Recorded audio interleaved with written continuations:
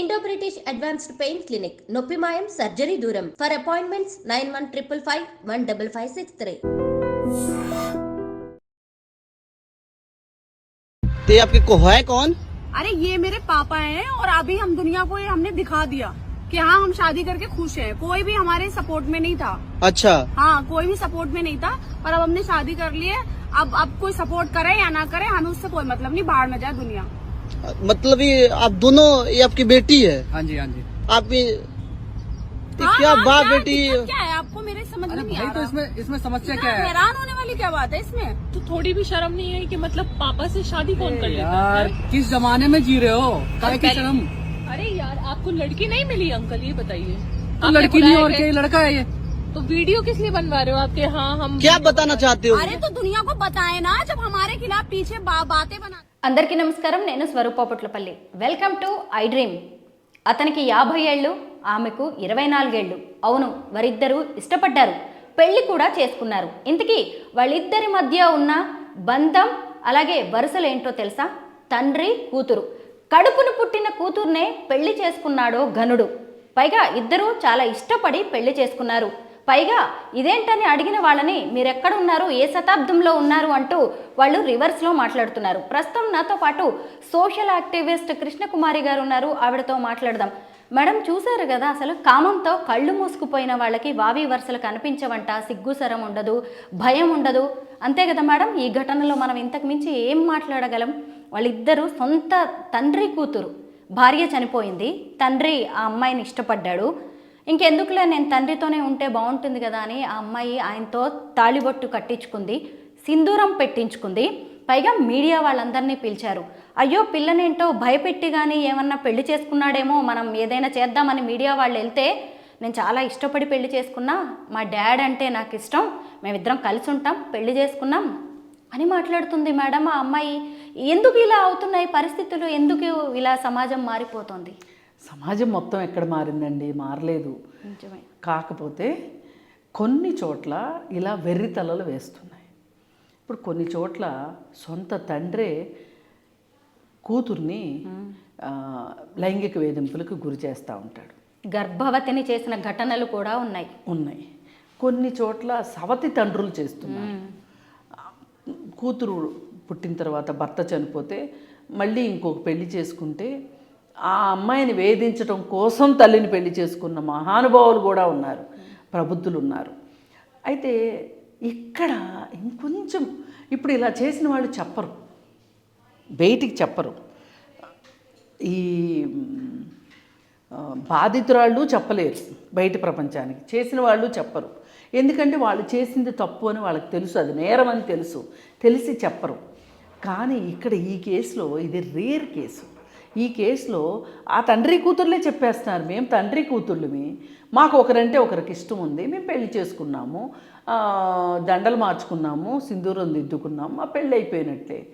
పైగా ఇంకేమన్నా ప్రశ్నలు ఇస్తే వాళ్ళకి చాలా కోపం వస్తుంది, తాచుపాముకు వచ్చినంత కోపం వస్తుంది వాళ్ళకి. బుసలు కొడుతున్నారు వాళ్ళిద్దరూ. పైగా నిందారోపణలు ఎలా ఉన్నాయి అంటే సమాజం పట్ల, ఎక్కడున్నారు మీరు, ఇంకా ఏ శతాబ్దంలో ఉన్నారు మీరు అని మాట్లాడుతున్నారు. అంటే అది వాళ్ళకి ఇష్టమైంది కాబట్టి ఆ ఇష్టాన్ని ప్రపంచం ముందు ఒప్పించాలి అనే ఆతృతలో వాళ్ళు ఆ విధంగా మాట్లాడుతున్నారు. కానీ అసలు ఇలాంటిది ఎంకరేజ్ చేసుకుంటూ పోతే మానవ సంబంధాలు ఎక్కడికి వెళ్తాయి, కుటుంబ సంబంధాలు డైనమిక్స్ ఎలా చేంజ్ అవుతాయి?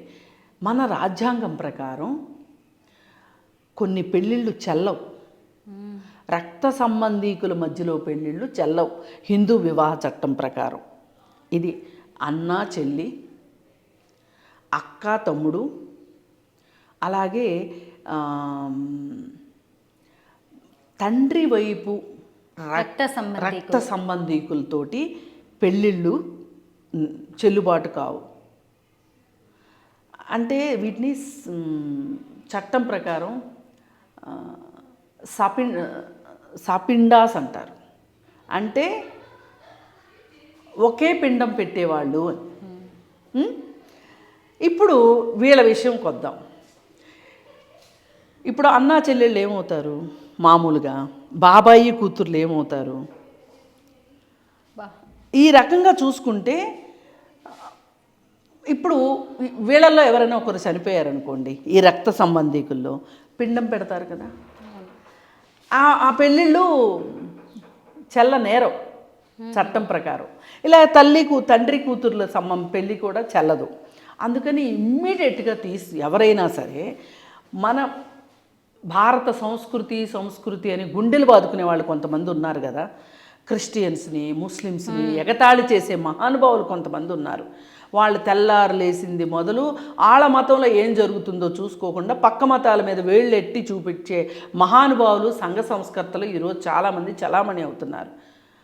ఇప్పుడు సింధూరం పెట్టాడు అంటే అర్థం ఏంటి అంటే పెళ్ళైపోయినట్లు లెక్క. తాళిబొట్టు కూడా నల్లపూసలు కూడా నల్లపూసలు వేసుకున్నాను, మీ బంధానికి విలువ ఏంటి అంటే తప్పే ఉంది, మా నాన్న మా డాడీ సింధూరం దిద్దాడు, నల్లపూసలు వేసుకున్నాను, అది మాత్రమే పెళ్ళిగా పరిగణించి దీనికి ఒక సామాజిక హోదాని గనక కల్పిస్తే గనక అసలు హిందూ వివాహ వ్యవస్థ ఎక్కడికి పోతుంది, హిందూ సంస్కృతి ఎక్కడికి పోతుంది, మీరు చెప్పే సోకాళ్ళ సంస్కృతి ఏమైపోతుంది? మీరు పొద్దున్న లేస్తే గుండెలు బాదుకుంటారు కదా, మీ సంస్కృతి ఏమైపోతుంది, మీ సంస్కారాలు ఏమైపోతున్నాయి? మరి దీని గురించి ఎవరు మాట్లాడట్లేదు. పెళ్లితో ఆగిపోతుందా మేడం? ఆ తర్వాత వాళ్ళు సంసారం చేస్తారనే ఆలోచన కూడా ఎంత భయంకరంగా ఉంది. అది ఇప్పుడు మా ఇద్దరికి ఇష్టమైంది మా ఇష్టం అంటున్నారు, రేపు పొద్దున వాళ్ళకి పిల్లలు పుడితే వాళ్ళ వరస ఏంటి చెప్పండి? నాకు ఇదంతా చూస్తుంటే నాకు దాసనారాయణరావు గారు తీసిన సినిమా వసేరాములమ్మ సినిమాలో ఒక సీన్ గుర్తొస్తుంది. విజయశాంతి అడుగుతుంది, నువ్వెందుకు అతనితో ఉండనంటున్నావు అంటే, వాడి తండ్రి నన్ను అనుభవిస్తే నాకు కొడుకు పుట్టాడు, వీడిని నేను పెళ్లి చేసుకుంటే వాడు నాకేం కావాలి, నేను వాడికేం కావాలి, నా బిడ్డకి వాడేం కావాలి, వాడికి నా బిడ్డ ఏం కావాలి అని అడుగుతుంది. ఇప్పుడు చెప్పండిరా, నేను వెళ్ళనా అతనితోటి, మీ తలలు ఎక్కడ పెట్టుకుంటారు, మొలల్లో పెట్టుకుంటారా అని అడుగుతుంది. చూస్తే నాకు ఇదే గుర్తొస్తుంది, అంత ఆవేశం కూడా వస్తుంది. పైగా మీరు కులాంతర వివాహం చేసుకుంటే ఒప్పుకోరు, మతాంతర వివాహం చేసుకుంటే ఒప్పుకోరు, ఏమేమో మాట్లాడతారు. మరి ఇప్పుడు ఈ పెళ్ళి ఎలా మీరు ఒప్పుకుంటారు? ఎవరు మాట్లాడరు ఏంటి అసలు? ఎవరి దగ్గర అసలు ఇది నన్ను అడిగితే సుమూటాగా తీసుకోవాల్సిన కేసు. అవును మేడం. ఒకరికి గట్టిగా బుద్ధి చెప్తే కానీ సమాజానికి బుద్ధి రాని విషయం ఇది. ఇప్పుడు ఇట్లాంటి వాళ్ళు ఇంకొందరు తయారయ్యారనుకోండి, ఇది ఇప్పుడు ఏదైనా ఒకదాంతోనే మొదలవుతుంది. ఒకళ్ళు చేసినప్పుడు ఒప్పుకుంటే సమాజ ఆమోదం పొందితే ఇంకో ఇద్దరు చేస్తారు, ఆ ఇద్దరికి ఆమోదం దొరికితే ఇంకో నలుగురు చేస్తారు. ఇది ఒక దురాచారమై కూర్చుంటుంది రేపు పొద్దున. ఏం చేస్తున్నారు హిందూ సనాతనవాదులందరూ? దీన్ని ఒప్పుకుంటారా? ఒప్పుకుంటే ఏంటి దీని పరిస్థితి? పరాయి మతాల గురించి మాట్లాడతాము. మరి మన మతంలో జరుగుతుందని మనం మాట్లాడుకోవద్దా? మన మతాన్ని మనం రక్షించుకోవద్దా? ఖండించాలి. వీళ్ళు ఖండించలేదు, ఇంతవరకు ఖండన రాలేదు దాని గురించి. ఇప్పుడు వీళ్ళని చూసి ఇంకొకళ్ళు చూసి ఇంకొకళ్ళు చేస్తారు. అందుకని ఏంటంటే ఈ పెళ్ళి చెల్లదు, హిందూ వివాహ చట్టం ప్రకారం కూడా చెల్లదు. First point. సామాజికంగా కూడా ఆమోదం ఉండకూడదు. దీనికి తగ్గ చర్యలు తీసుకోవాల్సిందే. వీళ్ళ పైత్యానికి అర్థం ఏంటో తీయాల్సిందే. అసలు వీళ్ళ మానసిక ధోరణి ఎలా ఉంది అనేది చూడాల్సిందే. ఇప్పుడు మనము సొంత కూతుర్ని అనుభవించేవాడిని, ఇష్టపడేవాడిని మనం ఏమంటాం చెప్పండి? కామాంధుడు అంటామా లేదా? మరి వీళ్ళు కామాంధులు కాదా? సొంత తండ్రిని అమ్మాయి ఎలా కోరుకుంటుంది, సొంత తండ్రి అమ్మాయిని ఎలా కోరుకుంటున్నాడు అంటే దీనికి ఎవరు సమాధానం చెప్తారు? అసలు వాళ్ళ చుట్టుపక్కల ఉన్న వాళ్ళు ఎలా వదిలేస్తున్నారో అర్థం కావట్లేదు. ఏం చేస్తారు ఇప్పుడు? మా ఇష్టం అంటారు వాళ్ళు. ఇప్పుడు కొంతమంది ప్రతిదీ నా ఇష్టం అనే వాళ్ళు బయలుదేరారు కదా ఇవాళ. వ్యక్తిగత స్వేచ్ఛ. మరి ఇప్పుడు దీన్ని ఏమంటారు? ఇప్పుడు చాలామంది గే మ్యారేజెస్ గురించి మాట్లాడుతున్నారు. మరి గే మ్యారేజెస్ ఒక రకంగా మనం అర్థం చేసుకోవాల్సింది ఏంటంటే వాళ్ళకి కొన్ని మానసికమైన హార్మోన్ల ఇంబ్యాలెన్సెస్ వల్ల వాటి వల్ల వాళ్ళు అలా కోరుకునే అవకాశాలు ఉంటాయి. అది సైంటిఫిక్గా కూడా ప్రూవెను. వాళ్ళకి చట్టబద్ధత కల్పించినా తప్పులేదు. కానీ ఒక ఇంట్లో ఒక తండ్రికి పుట్టి తండ్రి వరసయ్యే వ్యక్తి కూడా కాదు, సొంత తండ్రి. మామూలుగా మనం ఇందాక ఏమనుకున్నాము, రక్త సంబంధీకుల మధ్య పెళ్ళిళ్ళు చెల్లుబాటు కావు అన్నాము. మరి సొంత తండ్రి కూతురుది అసలు మామ కోడల్ని పెళ్లి చేసుకున్నా కానీ మనం ఒప్పుకోం మేడం.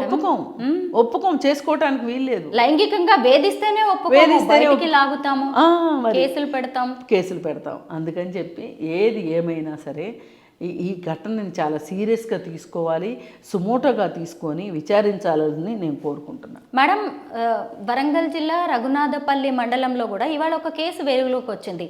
ఒక ఆమె భర్త నుంచి విడిపోవడంతో వేరే రాజేందర్ అనే వ్యక్తిని పెళ్లి చేసుకుంది. ఇప్పుడు అతను ఆమె కూతురు మీద కూడా మోజుపడ్డాడు. తల్లి కూతుళ్ళు ఇద్దరితో ఉంటాను, అసలు ఆ అమ్మాయి కోసమే నేను ఇప్పుడు నిన్ను ఓకే చేశాను అని చెప్పేసి అంటుంటే ఆమె పోలీస్ స్టేషన్కి వచ్చింది మేడం. ఒక భర్త నుంచి విడిపోయినా లేదంటే భర్తనికి దూరమైన, భర్తని పోగొట్టుకున్న ఒక మహిళ పిల్లలతో ఉన్న ఆమె ఇంకో వ్యక్తిని పెళ్లి చేసుకోవాలన్నా కానీ ఇలా భయపడాల్సిన పరిస్థితి వచ్చింది. ఇలాంటి వాళ్ళకి మనం ఎలా బుద్ధి చెప్పాలి? ఖచ్చితంగా ఇది లైంగిక వేధింపుల కిందే వస్తుంది. ఇది లైంగిక, ఇప్పుడు వాళ్ళిద్దరూ పెళ్లి చేసుకోవడం వరకు తప్పు లేదు. ఎందుకంటే ఆమె ఏ వివాహ బంధంలో లేదు కాబట్టి అతను చనిపోయాడు. చనిపోయినా లేకపోతే విడాకులు తీసుకున్నా ఆమె ఎవరినైనా పెళ్లి చేసుకునే హక్కు ఉంది. ఇప్పుడు అతన్ని పెళ్లి చేసుకోవచ్చు, అంతవరకు బాగుంది. అతను కూడా ఏ బంధంలోనూ లేకపోతే ఈమెను పెళ్లి చేసుకుంటంలో చట్టంతో వచ్చే చిక్కులు ఏమీ లేవు. కానీ ఇక్కడ వచ్చిన చిక్కంతా మనసుతో వచ్చిన చిక్కులు. ఈ మనసు ఎంత దుర్మార్గంగా, ఎంత వాడు మూర్ఖుడు అనాలా, కామాంధుడు అనాలా, లేకపోతే మరి ఆ మనస్తత్వానికి ఏ పేరు పెట్టాలో తెలియదు. కానీ పాపం ఆ అమ్మాయి ఇప్పుడు అందుకే చాలామంది ఆడపిల్లలు ఉన్న తల్లులు ఇంకో పెళ్లి చేసుకోవాలంటే ఆలోచిస్తున్నారు, భయపడుతున్నారు. ఇలా వచ్చి చాలామంది గర్భిణీ ఆ పిల్లలతోటి వాళ్ళని లైంగికంగా వేధించటం వల్ల వాళ్ళు గర్భవతులైన పరిస్థితి వచ్చింది. వాళ్ళ జీవితాలు అల్లకల్లోలు అవుతున్నాయి. కొంతమంది తల్లులైతే ఈ బంధం నిలబడాలి అంటే పిల్లల్ని కూడా కోఆపరేట్ చేయమని అడిగే తల్లులు కూడా కొంతమంది ఉన్నారు. సేమ్ ఇదే మేడం, హైదరాబాద్లో ఒక అడ్వకేట్కి, నాకు తెలిసిన అడ్వకేట్కి ఒక అమ్మాయి మెసేజ్ పెట్టింది. నా ఏజ్ 15 years, మా తండ్రి తాగొచ్చి నా తండ్రికి ఎప్పుడు గొడవ అవుతూ ఉంటాయి. ఒకరోజు అర్ధరాత్రి నేను ఉలిక్కిపడి నిద్రలేచాను. తీరా చూస్తే నా ప్రైవేట్ పార్ట్స్ మీద నా తండ్రి చేతులు ఉన్నాయి. అసలు ఆయన నా పక్కన ఎందుకు పడుకున్నాడో అర్థం కాలేదు. నా తల్లి చూస్తే ఇంకో రూమ్లో పడుకొని ఉంది. అంటే ఈయన నన్ను వేధిస్తున్నాడు, కావాలనుకుంటున్నాడని తెలిసి నా తల్లి అన్నీ చూస్తూ కూడా నటిస్తోంది అని ఆ అమ్మాయి ఒక మెసేజ్ పెట్టింది. ఇంట్లో నుంచి వెళ్ళిపోయే అమ్మాయి ఎక్కడో పని చేసుకుంటూ బతుకుతోంది మేడం. ఇప్పుడు మీరు చెప్తుంటే నిజమే ఇదే సంఘటన గుర్తొచ్చింది. వీళ్ళకి ఎలా బుద్ధి చెప్పాలి? ఇంత కామ పిచ్చేంటి? లేదండి, ఒకటే గుర్తుపెట్టుకోండి, ఇంకా ఏదైనా మనకి చట్టం ఉంది అని అనుకుని చట్టాన్ని అప్రోచ్ అవ్వటం మించి ఇంకా వేరే మార్గమే లేదు. ఎందుకంటే ఇక్కడ మీ తప్పు ఏమీ లేదు. మీ తల్లి పెళ్లి చేసుకుంది, అది ఆమె వ్యక్తిగతం, ఆమెను కూడా కాదనటానికి లేదు. కానీ ఆమె సరైన వ్యక్తిని చూసి చేసుకోవాల్సిన బాధ్యత ఉంది. ఇక్కడ సొంత తండ్రి, అక్కడ వేరే తండ్రి, ఎవరైనా సరే బిడ్డల్ని కాపాడుకోవాల్సిన బాధ్యత ఇద్దరిది. కానీ ఒకరు బాధ్యత మరిచిపోయినా ఇంకొకరు సమర్థవంతంగా ఆ బాధ్యతను నెరవేర్చవలసిందే. మైనర్లుగా ఉన్నంత వరకు పిల్లల్ని కాపాడుకోవాల్సిన బాధ్యత తల్లిదండ్రులదే. ఏ ఒక్కరు దాని నుంచి పక్కకి వెళ్ళిపోయినా కానీ వాళ్ళ వల్ల ప్రమాదం పొంచి ఉంది అంటే పోలీసు రక్షణ తీసుకోవాల్సిన అవసరం ఆ తల్లికి ఉంది. లేదు అనుకుంటే అంత దూరం వెళ్ళడం ఎందుకు అంటే చుట్టాల్లో మాట్లాడుకుని ఎవరితోనైనా అతనికి చెప్పించాల్సిన అవసరం ఉంది. అది ఒక మొదటి అడుగు. కాని పక్షంలో చట్టం రక్షణ కోరటం మినహా ఇంకా చేయగలిగింది ఏమీ లేదు. ఆమె కూడా బాధ్యత కాదు అనుకుంటే ఆ బిడ్డని ఏ స్టేట్ హోమ్కో గవర్నమెంట్కి ఇచ్చేయవలసిందే తప్పితే, లేదు అనుకుంటే సేఫ్గా ఆ పాపని ఏదైనా హాస్టల్లో పెట్టి చదివించటమో ఏదో ఒకటి ఏదైనా తల్లి యొక్క విచక్షణ జ్ఞానం పైన ఆధారపడి ఉంటుంది పిల్లల భవిష్యత్తు. ఇప్పుడు తండ్రి ఎలాగో బాధ్యత లేని చెప్పాడు. ఇంకా బాధ్యత లేనివాడిని నువ్వు బాధ్యత తీసుకుంటే వాడు ఎందుకు తీసుకుంటాడు? వదిలేయండి, అసలు లేడనుకోండి ఆ మనిషిని. ఉన్నది ఎవరు? తల్లి. ఆ తల్లి అయినా సరే బాధ్యతగా ఉండాలి. లేని పక్షంలో పిన్నులో, పెద్దమ్మలో, మేనమామలో ఎవరో ఒకళ్ళు బాధ్యత తీసుకొని ఆ అమ్మాయిని వాళ్ళ నుంచి రక్షించి అవసరమైతే పోలీసు రక్షణ ప్రకారమైన తీసుకొని వాళ్ళకి ఒక భవిష్యత్తు, ఒక సురక్షితమైన ప్రదేశాన్ని ఇవ్వాల్సిన బాధ్యత చుట్టూ ఉన్న వ్యక్తులుగా మీకుంది, అసలు తల్లికి ఉంది. తల్లి కూడా మర్చిపోతే మీరు ఎవరో ఒకళ్ళు ఆ పాత్ర పోషించాల్సిందే తప్పితే ఇంతమంది ఉండేది ఎందుకు? ఇప్పుడు ఎందుకు మనుషులకి, ఒక మనిషికి ఇంకొక మనిషి ఎందుకు ఉండాలి పక్కన? తోడు కోసమే కదా, నీడ కోసమే కదా, స్నేహం కోసమే కదా, ఒక ఆసరా అండ భరోసా అనే కదా. ఆమెమీ లేనప్పుడు ఎందుకు మీరు? నేను మేనమామలనైనా అదే అడుగుతా. నేను మేనత్తలనైనా, పిన్నులైనా, బాబాయిలనైనా, ఎవరినైనా అమ్మమ్మ తాతయ్యలు కొంతమంది కాపాడుకుంటారు పిల్లల్ని. తల్లిదండ్రులకి వీళ్ళ బుద్ధి జ్ఞానం పనిచేయకపోయినా కానీ కాపాడుకునే అమ్మమ్మలు తాతయ్యలు ఉన్నారు. ఇప్పుడు హఠాత్తుగా కొడుకు చనిపోతాడండి, కోడల్ని పిల్లల్ని చూసుకుంటున్న తల్లిదండ్రులు లేరా? లేదు, వాళ్ళు చూసుకోకపోతే చూసుకుంటున్న తల్లిదండ్రులు లేరా? ఇలా ఎవరో ఒకళ్ళు ఉంటారండి. కుటుంబం అంటే అదే కదా, దాని అర్థం అదే కదా. వీళ్ళు ఎవరో లేకపోతే గవర్నమెంట్ ఉండాల్సిందే. అవును, సుమోటోగా తీసుకోవాలి. కోర్టులు కూడా వీటి మీద బాధ్యత వహించాల్సిందే ఖచ్చితంగా. Thank you madam. సోషల్ మీడియాలో బాగా వైరల్ అవుతున్న తండ్రి కూతుళ్ళ పెళ్లి మీద సొసైటీకి మీరు మంచి దిశానిర్దేశం చేశారు. Thank you so much. Thank you.